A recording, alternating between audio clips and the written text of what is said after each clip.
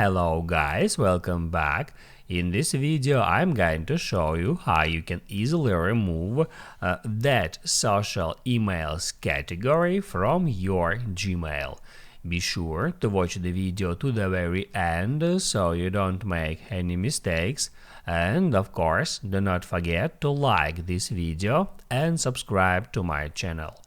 So let's begin, and once you've opened up your Gmail app, it may show you social emails category at the very top, and it can be annoying, and if you don't want to use this category, you can easily toggle this category off.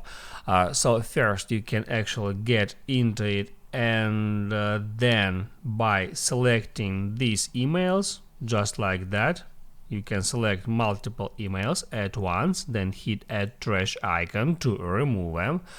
But if you want to completely toggle off showing this category right here at the top, all you have to do is hit right here at three lines icon, then get into settings, then tap at inbox customizations, inbox categories, and right here you can easily find social category. You can just hit add that switcher to toggle this category off.